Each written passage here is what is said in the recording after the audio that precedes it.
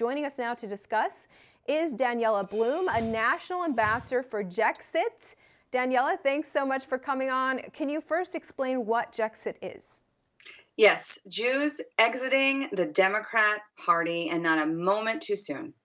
And so you are a former Democrat, correct? What caused you to exit? I am. I said I voted for Obama, but I'm doing all of my atonement now. What caused me to wake up? I was always a pro-Israel advocate, and I was very familiar with the propaganda the pro-Pally camp would use to vilify Israelis as the white colonizing occupier, which couldn't be further from the truth. When I started to see them doing that to our sitting president, President Trump, where they would vilify him, take things out of context, and then I started going to the Trump rallies, and I saw Black people for Trump, gay people for Trump, Latinos for Trump.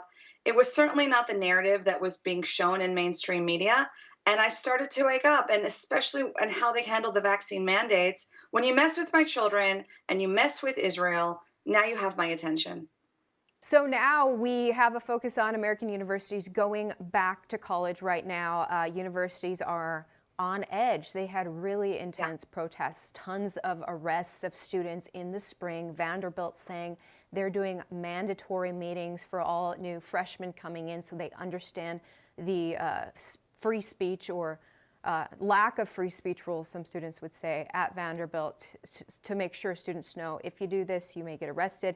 But basically, I mean, young people, a lot of them in America, are very upset about this Israel-Hamas war. What do you think? I mean, first of all, they keep hearing death tolls in Gaza, and I hear from a lot of students their heart is just melting for women and children dying. So I think that's where a lot of them are coming from. Of course, we do hear people like the soundbite we just played cheering on Hamas in its attack on October 7th. But what do you think is causing so many tensions here in the U.S. over this war? Absolutely. When you have far-left progressives like Queers for Palestine standing with people marching with Hamas flags, an Islamic terrorist organization, we have a problem. When you have fundamentalists uniting with socialists, the common denominator is that they hate America.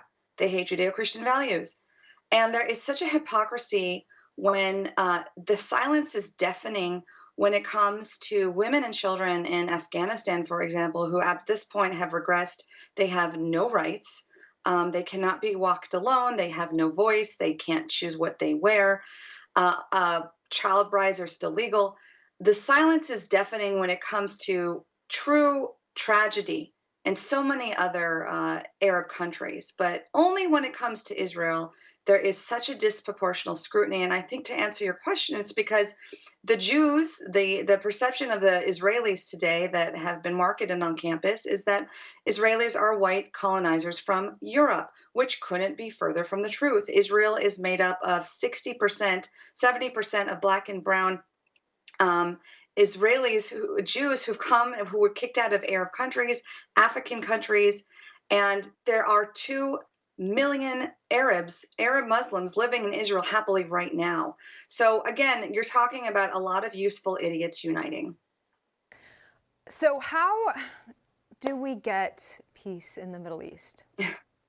It's a very easy answer. You need strong leadership, peace through strength, war through weakness. It was no surprise that under Trump, we had no new wars. Iran had sanctions because the Middle East does not speak the language of diplomacy. It speaks the language of deterrence. And Trump understood this, and the Middle East understood Trump. And that's why there was quiet. The best thing Americans can do, especially the Christians, because the Jews are only 2% of the vote, we need the Christians now more than ever, the silent majority, to come out. What would you say to the Americans who just say, you know, I'm not sure what's going on over there, but I don't want my money to go to it? Yes. So Israel has never once in any of their wars asked for any boots on the ground from the U.S. Israel gets a fraction of aid compared to what Ukraine has gotten as a blank check. But the difference with Israel is that Israel is a true ally. There is absolute return on investment. Israel turns around and invests in U.S. military contracts, not to mention it gives Israel cutting-edge defensive technology like the Iron Dome exclusive to the U.S. So being pro-Israel is being pro-America. Daniella Bloom from JEXIT, thank you so much for coming on. Great talking to you. My pleasure. Thank you.